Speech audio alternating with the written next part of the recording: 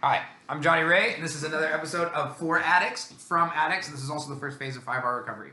I have Shannon and Manny here, a couple who have gone through the ringer in their relationship and in their recovery, and they've been willing to share a little bit of their testimony with us. So, without further ado, I'd like to introduce you to Shannon and Manny. Hi. Hi. What was your guys' addiction? I'm kidding. Yeah. What was your guys' addiction like? All right, I'll start. So my name is Shannon. This is my soon-to-be husband, Manny, and basically, like, our story starts like everybody else's does. We were both lost in our life of addiction. We turned to drugs to either occupy our time or to satisfy, like, you know, whatever emptiness we had, and we were out there for a long time. We happened to meet each other in our life of addiction, and you know, our addiction continued past that.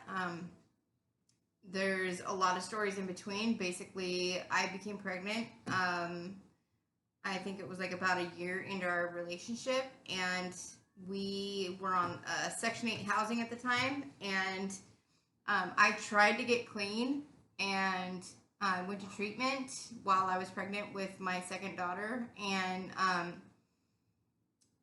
basically my housing said, no, we don't want to continue with your lease, so they kicked me out. He had gone to jail for some driving charge, and I was by myself to basically support myself, try to, like, I was living in my car. My car was full of all of our belongings and a storage unit full of our belongings that I had no money to pay for and no way out. And I was already 5 months pregnant at the time. So I had nowhere to go. I was trying to, you know, I reached out for help, and I really did try to reach out to the right people first. And I had no phone, no money, no gas, nothing. And so I had no way to take advantage of resources at the time. And I was completely lost. Hi, boo-boo. That's the second one right there. That's always awesome. That's the one. So I was living in my car, waiting for him to get out of jail, and I was desperate, and it created a lot of stress for me. And even when he got out of jail, I think that he was really stressed out and lost, and we had a lot of problems in our relationship that just stressed me out even further. And we ended up, like, we were living in a house that wasn't even all the way built in Lake Stevens, and it was like the frame of a house that basically, that was the only place we had to stay. And like the room that we had was like all 2x4s. There was no floor, there was no carpet, it was all plywood. And we just hung up like curtains and did the best we could for like a bed to sleep in. And that was more than what we had before. And that was like, and even that was stressful because we had a lot of issues in our relationship and everything too. I don't mean to interrupt you. It's Drugs. What was your guys' drugs of choice? So mine was heroin and meth. And it was really hard because once I got pregnant, I couldn't get off the heroin, so I went to Suboxone. So I was on the medication assisted treatment for a while, and I was still doing meth because at first I had nowhere to sleep, and it made it really hard for me to stay awake without drugs and to take my mind off of it, and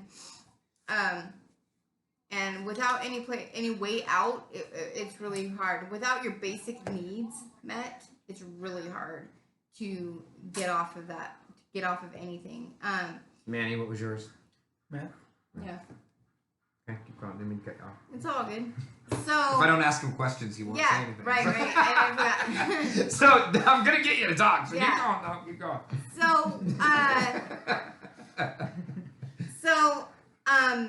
sooner or later, this one was born, and and that's one thing that I was trying to avoid was CPS.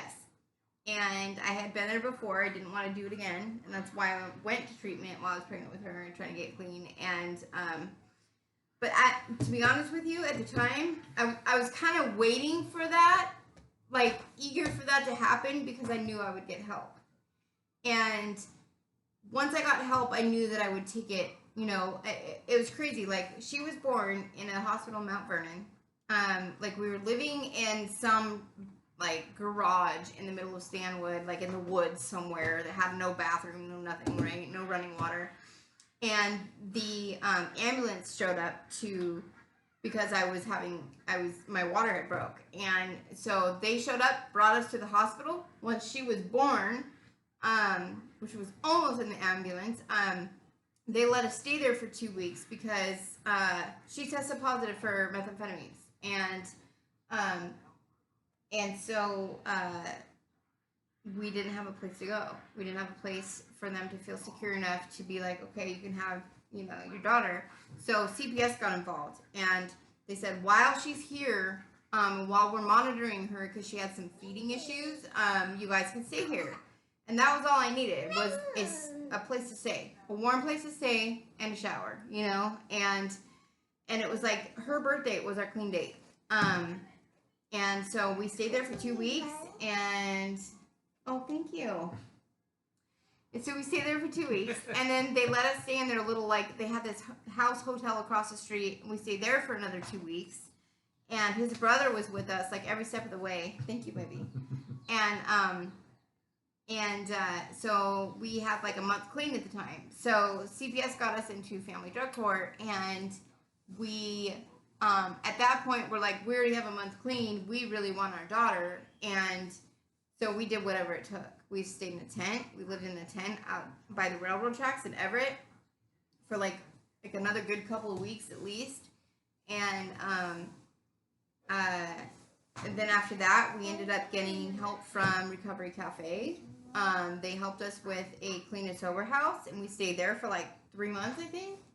And then from there is when we got into Project Reunite through the YWCA, which is a program like, I'm full of resources, man. Like, I have done the whole resource thing, so if you need resources, nice. Talk to me. Nice. Yeah, like, we ended up getting into Project Reunite for a year. We got our own apartment, and that was a huge blessing. And as soon as we got that apartment, I think it was not even a month later, she came home to us. Wow. And because we were doing so well and we were so determined that they gave our daughter back to us like almost instantaneously, as soon as we had a place for her to go, and then from there we lived there for a year, and now we have this nice beautiful home with a yard, fenced-in yard, and a garage and everything. And yeah, like, I'm in school now. I'm always, one thing for me is I'm always like looking to the future, like, how can I make my life better? How can I do better? And that's like the heart of my anxiety is like, am I doing enough for myself? Because for so long I didn't do enough for myself. And so now, like, I always think about, like, am I moving forward? And if I'm not, like, I suffer, like, mentally from that. So I make sure to stay connected with, I have like a mental health counselor that I see once a week, and I make sure to stay connected even through like the virus and everything where we're not allowed to talk to people. Like, I stay connected to people on Facebook or whatever, and I see people, you know what I mean? Like, I know that there's a virus out there, but, like, you know what? Either I die emotionally or I die physically, one of the two. I'm not going to, for me at least, I'm not going to sacrifice my happiness just because, somebody else tells me I can't, like, see the people that I love and care about. And so far, like, nobody I know has been affected by it, so I try to stay connected as best I can. And the people that let me come close to them, I come close to them, and I have some good friends that I stay connected with, and we have a bonfire out here that I stay connected, and that's like the whole key of everything is like staying connected with people. and physically connected, not just texting them, but just seeing them, you know, and checking in with them. I've had my own struggles. I had thyroid cancer last year. Talk about that. Yeah, so my thyroid cancer was very scary. I had 1 year clean at the time when I found out that I had it. And we were living in our apartment in Linwood, and that sent me for like a huge whirlwind. Like basically, you know, anxiety and depression runs in my family. But for me, it's triggered by something. So I don't just have it for no reason. I found out I had thyroid cancer. I had to have surgery in July. I had my entire thyroid removed. Thankfully, you know, they caught it early enough that, like, they said it was, you know, I had like a 99% chance of it never coming back. And so, you know, I've had nothing but doctor's appointments over the last year. But even after I found that out, I still continued with school or something. I stayed connected with something to keep me going so that I didn't feel like I was just going to, like, waste away to, like, the whole, you know, sickness of cancer. And, you know, I didn't want to just let that overrule my life and for that to be me for the rest of my life. So I started eating healthy, exercising. You know, I went to the YMCA on a regular basis, exercise, whatever I could do, and stay connected. And, you know, to this day, like, there's no cancer detectable, thank God, you know.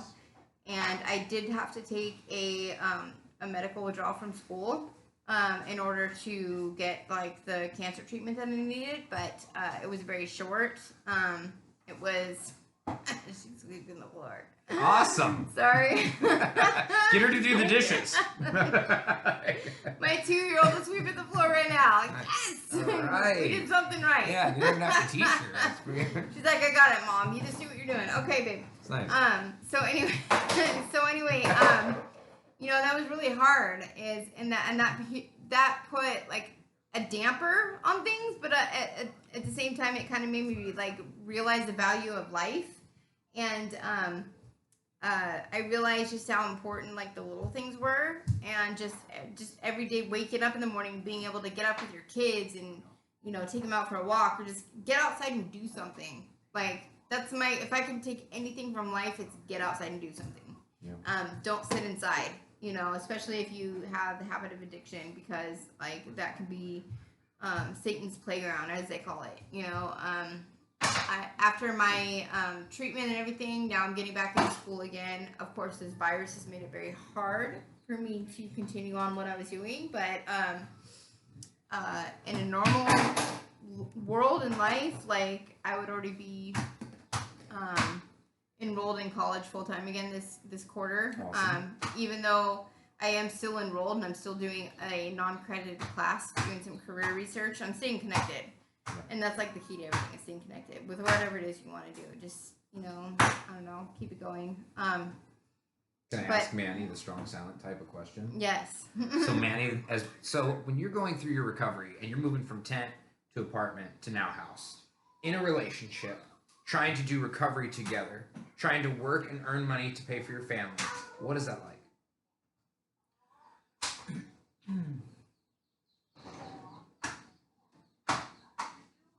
It's kind of hard, but you know, at the same time, you know, you just want to provide for everybody, you know, and I mean, basically just get off your ass and do something about it, not just, you know, just go with the flow and be lazy. Like, oh, I'll just do it tomorrow. I'll just do it tomorrow. Yeah. You know, and if you truly love your family and you want to support them, then just go out and do something about it, you know? Mm-hmm. Yeah, I have felonies. They wouldn't hire me just anywhere, but, you know, just keep looking. There are places that actually hire. Put in the work. Put in the work. You get out of life what you put into it. Mm-hmm. Yeah. That's awesome. And so, did you guys meet while you were in recovery? Or did you guys meet in your active addiction? Active addiction. Oh, yeah. This little one, I got pregnant with her. We're full-blown addiction. Yeah. Wow. Yeah. And that's why I'm surprised, like, a lot of relationships don't survive all of that. Because you become different people. You know, you are very different people using that you are clean. And, like, I had a big fear of that. Like, when we got clean, like, are we going to grow apart, you know? there's also like a big age difference between he and I that like I was like, man, is it gonna end up like, you know, going against us? But we have enough love for like our family and each other and like our future that like we made it work, you know? And like Manny is super solid and like I love see we have like a perfect balance. Like so he is a very black and white thinker and he's just like get it done. You know what I mean? Like there's no in between. You're either clean or you're not. Like you either work and you work your hardest and you like work and you sweat blood or it's not even worth it. You know what I mean? Yeah. And then for me, I'm like, you know, I make sure that like there's certain things about the kids that like I'm super worried about, you know, like, well, you know, she's got to have a bath every other day or whatever. So like he has this like super hard like I'm just gonna work and whatever he does it like 150%. And then whatever I do it 150%. But they're different things, so it makes like perfect balance. So, you know, my recommendation to anybody that is, you know, in a relationship, especially that you have kids involved, you know, coming out of like addiction, getting clean is to work through your differences and acceptance. You know, there's always going to be things that like you're not happy with the other person. There's always going to be imperfections. There is no such thing as like a happily ever after like perfect relationship where like both people are like, oh yeah, I'm like, you know, this is my Prince Charming for the rest of my life. Like there's no imperfections, and that like for me like there's no imperfections. Like there's no such thing. Like we all have our faults, and those come out, you know. And it's a matter of like, you know, what you're willing to accept and what you're willing not to, and what's important. And like for him, like he does the things that are important. You know, he worries about the things that are important that matter.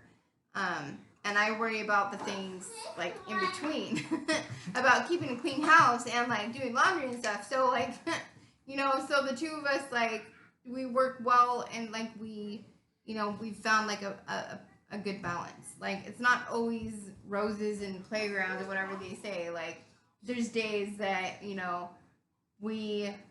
there's days we don't like each other. There's days that we don't get along. Right. Like there's days pretty where normal. we like, yeah, there's days where like, yeah. Right. I'm just kidding. I actually believe that. As strong and silent as you are, Wait, I have to be the taller one if we're gonna say that. No, Who's this? that's from work. That's messed up. He's a roofer, okay? Like that's messed up. so funny. we try to get out and have fun with our family, and we take them places, and like that's just the thing is that like when I'm like, hey babe, let's go somewhere this weekend, let's do something. He's like, okay, you know, let's do something. And those are the important things for the family. Yeah, I don't know. Like he's more solid than most people are in that department, and I appreciate that, and my parents appreciate that. My parents love him. In fact, I think my parents might love him more than I do. Nice. That's so important, bro. I know, Dude, really forget is. anything else. Just make the parents I happy. have a feeling my parents will probably see this video someday. But hi baby. But yeah, I don't know. And I'm so thankful. I'm so thankful for you too, because you've been a big like encourager. Like we all met like when he and I first got clean. Like that's around the time we first met you. Right. And like, you know, you've always stayed connected with us that whole time, and that's so important, is staying connected with people and your friends checking in on you. And even if you don't feel good, like check in on somebody else, you know. Yes. And that goes a long ways, because, you know, it's just like paying it forward. The next person's gonna go check in on you. And I don't know, if you take anything from this video, like get outdoors and keep yourself occupied, and don't zone out in front of the TV. If you have an addict mind, idle mind is the devil's playground. Idle hands are the devil's playground. Idle hands, yeah. And that's very true, and there's a reason why that saying has made it through like generations and generations, because it's very true. Like when you don't have enough to do and you don't have enough to be productive about, you're gonna start filling it with negative things. Right. So. Right. Would you recommend doing anything, absolutely, whatever it takes to get clean? Yeah. Whatever it takes. Not just limiting to an individual program, but seeking all elements that are available to you. And everybody's different, man. Like, it's not always about 12 steps for some people. It's Right. not always about, you know, it's a mixture of things. And don't get me wrong. Don't be one of those people that, like, oh, like, you know, they're looking for an excuse to, like, be a certain way. I think it's just, you know, 12 steps and a mixture of, like, make sure that you are connected to your higher power. Your, like, God has... God has been there for us. Like, New Life Church has been there for us. Oh my gosh. Like, I can't even tell you how much New Life Church has made a difference in my life. You know, they called me during Christmas of last year and was like, hey, we know your story. Here's a gift card for, like, Christmas dinner or whatever. Wow. And Cool. I was just like, wow, like, you know, I love that church more than I've loved any church in my life. And that's why I fully support it. And I give back to it. Like, no matter what in our lives, no matter what's going on, we always make sure to give at least 10%, if not more, like we're told to, because we want to give back to the place that has helped us, because we see the, you know, what they do in other people's lives and for other people that don't have enough, and it's amazing. Yeah, that's awesome. The way they helped us, and you know, and what they do is real, you know, it's not just a front. Like, they really do go to other countries, and you know, his brother lives in Mexico and is struggling down there to get back in the U.S. And, like, that, it's real. The struggle that goes on down there is real. And, you know, New Life Church, they're all over the globe, dude, doing good things for people. And, like, we make sure, you know, that God has blessed us. God has blessed us so much. Like, we now have 2 cars and all our bills are paid. And, you know, and I'm in school and he has this amazing job. And, like, we've not struggled financially at all since we've gotten clean. And that's like, you know, we don't make a lot of money, so how's that possible? Because we've been blessed and we make sure to give that back, you know. So awesome. Because God tells us to, you know, he tells us to help each other out. And recently I helped a friend out that had a broken back that, like, you know, we were able to get him phone time and get him on his feet and get him to his doctor's appointments. And that's what matters, you know. It comes full circle. I don't know. That's awesome. Yeah. So what I've heard here today is, so I do know Manny and I do know Shannon. We know each other from recovery. Shannon has done panels with me. I met Manny actually before I met Shannon. Shannon went and talked to me until me and Manny became closer, which that's proof right there, right? That's dedication to each other, right? And what I've noticed is that, like, you guys put full force into your recovery, and that's absolutely essential, right? It's like recovery has to come first. And with that, from what I've heard today, is that it comes great fruits, right? You bear great fruits based on it. And I have no doubt in my mind, if a couple was struggling with addiction, I could introduce them to Shannon and Manny, and they would definitely help out in any way, shape, or form I can. Of course. Yeah. So I appreciate your guys' testimony. Thank you. I'm Johnny Ray, Shannon and Manny. This is 4 Addicts from Addicts, first phase of 5-hour recovery. And take care, and we love you. Bye. Okay.